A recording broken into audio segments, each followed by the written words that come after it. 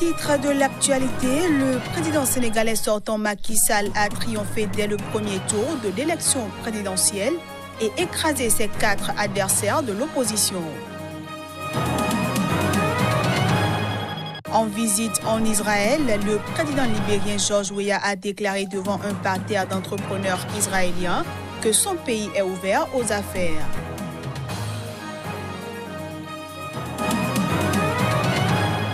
Et puis au Brésil depuis quelques jours, l'opposant vénézuélien Juan Guaido a déclaré qu'il va rentrer dans son pays lundi prochain, malgré les menaces.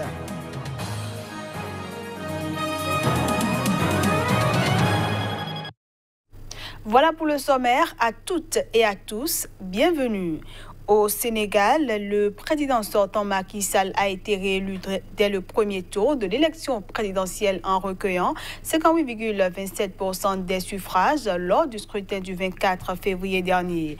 L'annonce de sa réélection a été faite par la Commission nationale de recensement des votes, dont les résultats sont susceptibles de recours. Tchèque Berthe pour le reportage. L'attente fut longue, même trop longue pour le peuple sénégalais. Finalement, la Commission nationale de recensement des votes a publié jeudi matin les résultats provisoires de la présidentielle tenue dimanche dernier.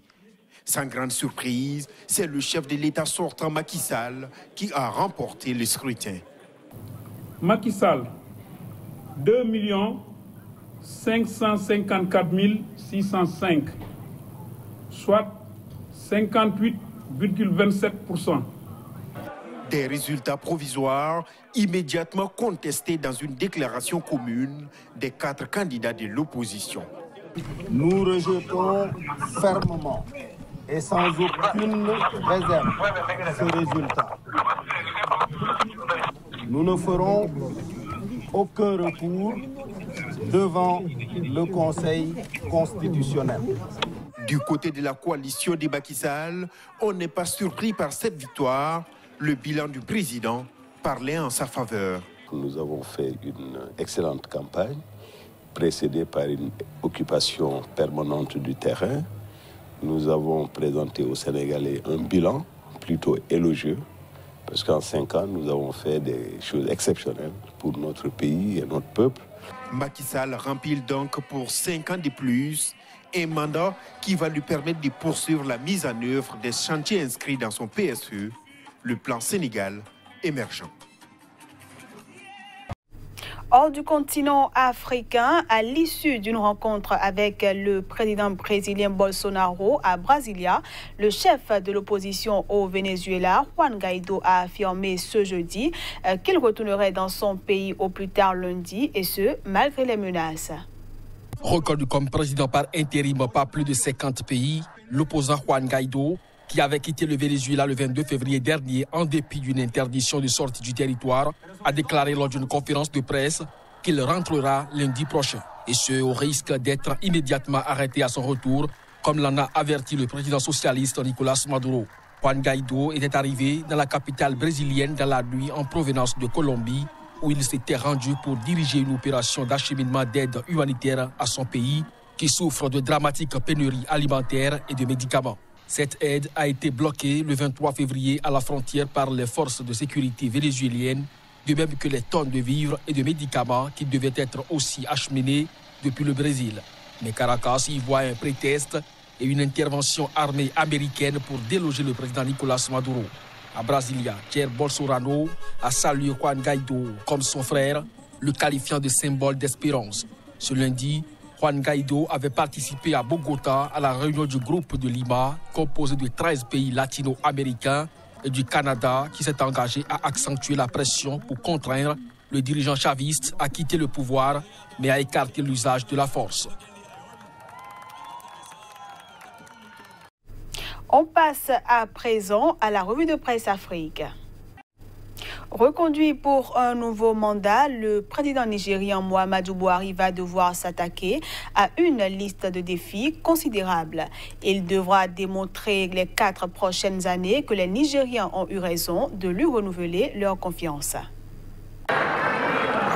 Le président nigérian assure que ses priorités restent les mêmes que lors de sa première élection en 2015. Revigorer l'armée dont le moral est au plus bas après de sérieux revers sur le terrain en fait partie. Le gouvernement devra également s'atteler à reconstruire le nord-est du pays où des millions de foyers, d'écoles ou de bâtiments administratifs ont été détruits.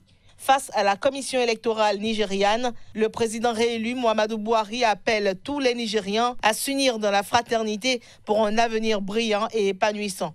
Il présente également ses condoléances aux familles de ceux qui ont perdu la vie.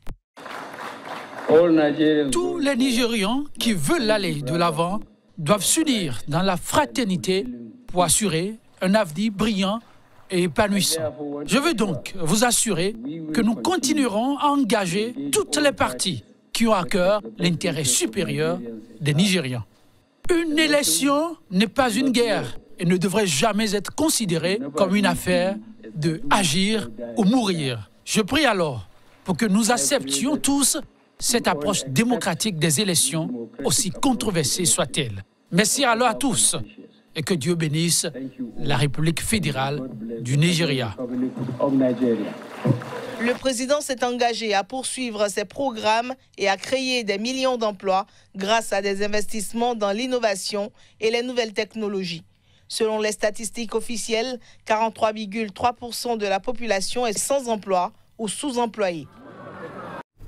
Encore de nouvelles violences intercommunautaires dans l'état de Kaduna, dans le nord du Nigeria.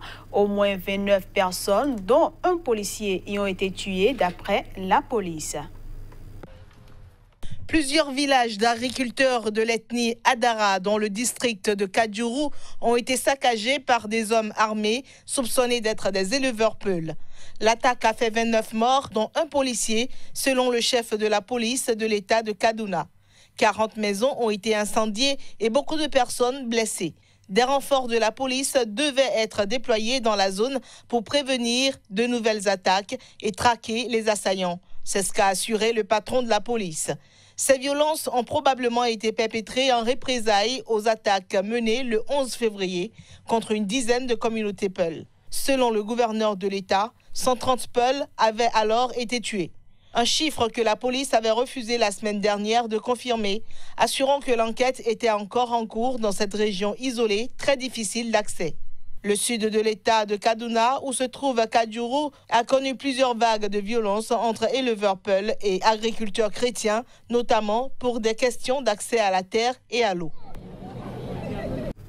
Je le disais en titre, George Weah, le chef de l'État libérien, a entamé une visite de 3 jours en Israël, et ce, dans le but d'accroître les échanges entre les deux pays. Le président libérien George Weah a entamé une visite de 3 jours en Israël. Mais avant de rencontrer les dirigeants israéliens ce jeudi, il a été à la rencontre d'acteurs économiques mardi dernier. Aucune signature d'accord n'est prévue au cours de cette visite, mais George Weah souhaite accroître les échanges entre son pays et Israël. Devant un parterre d'entrepreneurs israéliens, le chef de l'État libérien a déclaré que son pays est ouvert aux affaires. Le savoir-faire israélien dans les domaines de l'agriculture et l'assainissement de l'eau semble intéresser particulièrement le président libérien. Mais il espère voir Israël investir dans d'autres secteurs également. Les Israéliens sont, semble-t-il, prêts à aider le Libéria dans son développement, mais pas gratuitement. Tel Aviv a, à ce propos, rappelé à l'ancienne star du football africain les conditions qu'il fallait remplir pour devenir un ami d'Israël. Nous attendons du Libéria, qui est un pays ami, qu'il continue à nous soutenir dans toutes les instances et organisations internationales. Je crois que c'est important, c'est une expression importante du genre de relation d'amitié que nous souhaitons avoir de tous les pays du monde, et notamment avec le Libéria, a dit Emmanuel Nachon, porte-parole du ministère israélien des Affaires étrangères. Signature d'accord entre le président du Zimbabwe, Emmerson Mnangagwa, et son homologue du Botswana, le président Mokwetsi Masisi. Plusieurs domaines de coopération mutuelle sont concernés. Le président Mnangagwa souligne notamment que les deux pays doivent renforcer leur coopération concernant les institutions qui soutiennent la démocratie. Nous devons également envisager de renforcer notre coopération en ce qui concerne le renforcement des institutions qui soutiennent la démocratie. Nous continuons de plaider en faveur de la réforme et de la démocratisation du Conseil de sécurité des Nations Unies afin qu'il serve de socle à la justice, à la paix et à la sécurité internationale pour tous les États membres. La ligne de crédit, nous l'avons portée de 500 millions à 1 milliard et les détails seront réglés plus tard. Élection présidentielle du 24 mars prochain aux Comores. 11 candidats se sont organisés en collectif pour exiger un scrutin crédible et transparent. L'opposition comorienne redoute un hold-up électoral du président sortant Azali Assoumani, candidat à sa propre succession. Pour les 11 candidats constitués en collectif, il faut assurer une sécurisation du vote pour avoir des élections au-dessus de tout soupçon, crédibles et transparentes. Pour ce faire, l'opposition préconise de revoir tout le processus électoral. Entre autres conditions, le collectif exige un comptage manuel dans tous les bureaux de vote en présence des représentants des candidats. Les opposants ont ainsi mis en garde le gouvernement, la Cour suprême, la commission électorale et les forces de l'ordre pour que chacun à son niveau prenne ses responsabilités. 10 jours après son lancement, la campagne électorale tarde à se faire sentir. Seuls 4 candidats ont apposé leurs affiches dans la capitale Moroni. À Moutsamoundou, la principale ville sur l'île d'Anjouan, les posters d'Azali sont régulièrement déchirés et même brûlés, et ceux des autres candidats lacérés, selon plusieurs témoignages. 13 candidats doivent participer à l'élection présidentielle anticipée du 24 mars.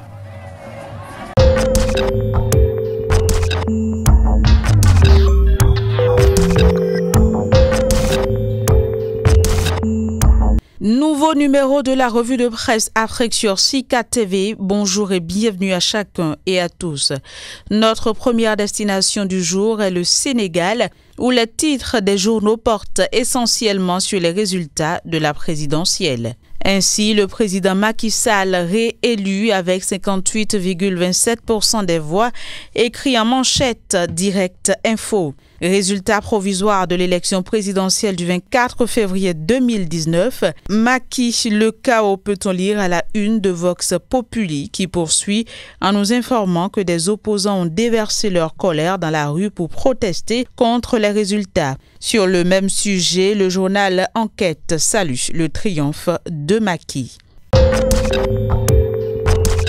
Direction la Côte d'Ivoire, préparatif des élections de 2020. Ouattara donne l'agenda au cadre du RHDP, nous apprend Le Jour Plus. Prévention des inondations sur les sites à risque. Fraternité Matin nous annonce la fin de tous les travaux avant la saison des pluies.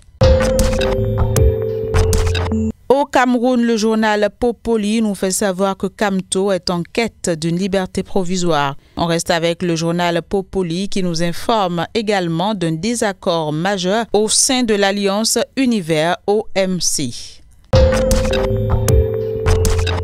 Dernière escale, le Burkina Faso, le quotidien nous fait savoir qu'une centaine de tonnes de riz impropre à la consommation ont été saisies. Coopération Union Européenne, UEMOA.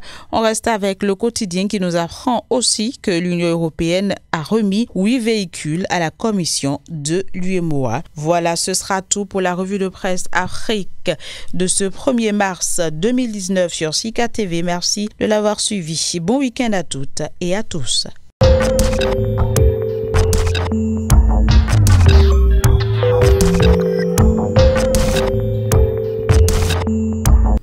Et voilà, mesdames, messieurs, ce sera tout pour cette édition que je vous remercie d'avoir suivi. À bientôt.